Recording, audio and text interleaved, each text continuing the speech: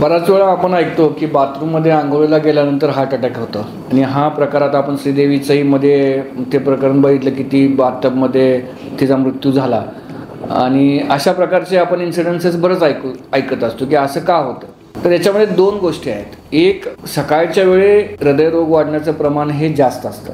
म्हणजे सकाळी 4 ते 8 या दरम्यानमध्ये हृदयरोग जर आपण बघितले तर दिवसभरामध्ये सगळ्यात जास्त हृदयरोग हे सकाळच्या वेळेत झालेले असतात आणि याचं कारण आहे आपली सिम्पथॅटिक आणि पॅरासिम्पथॅटिक सिस्टीम. म्हणजे सकाळच्या वेळेमध्ये आपले जे शरीरातले किंवा जे सिस्टीम असते ती आर्टरीज ह्या कन्स्ट्रिक्टेड अवस्थेमध्ये असतात आणि त्याच्यामुळे हे हृदयरोग होण्याचं प्रमाण हे सकाळच्या वेळामध्ये जास्त वाढतं. त्याला आपण मॉर्निंग आवर अटॅक असं म्हणतो आणि तो त्यातला एक प्रकार आहे. सकाळच्या वेळी जे आपण आंघोळीला जातो ऑलरेडी हृदयरोग होण्याचं प्रमाण त्याच्यामध्ये वाढलेलं असतं.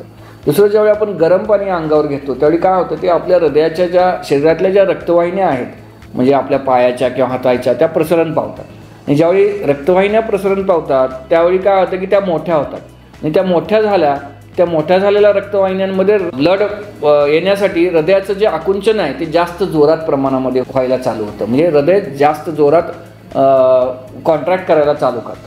त्यामुळे हृदय जास्त जोरात कॉन्ट्रॅक्ट करायला चालू झालं की ज्यांच्यामध्ये ऑलरेडी रक्तवाहिन्यांच्यामध्ये ब्लॉकेजेस आहेत, 70% आहेत, 80% ब्लॉकेजेस आहेत, तर अशा लोकांना त्यावेळी हार्ट अटॅक यायचं प्रमाण हे जास्त वाटतं. म्हणजे सकाळच्या वेळी आपण ह्या गरम पाण्याने ज्यावेळी आंघोळ करतो म्हणून आपल्या पूर्वजांनी आपल्याला सांगितलं की आपण फार गरम पाण्याने आंघोळ करू नये, ल्यूक वॉर्म वॉटरने आंघोळ करावी असं आपण आयुर्वेदामध्ये पण ऐकलं आहे. आपल्या पूर्वजांच्या बऱ्याच वेळे आपल्याला सांगताना आपल्या आजीने सांगितलेलं ऐकलेलं आहे की आपण फार गरम पाण्याने आंघोळ केलं तर या जे मी आत्ता तुम्हाला सांगितलं तसं होतं.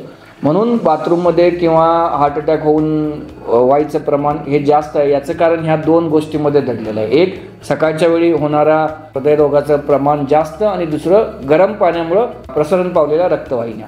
तर या गोष्टी आपण थोड्याशा, मी हे तुम्हाला घाबरवण्यासाठी सांगत नाही आहे, पण ह्या गोष्टी आपण थोड्याशा लक्षात ठेवल्या पाहिजेत असं मला वाटतं.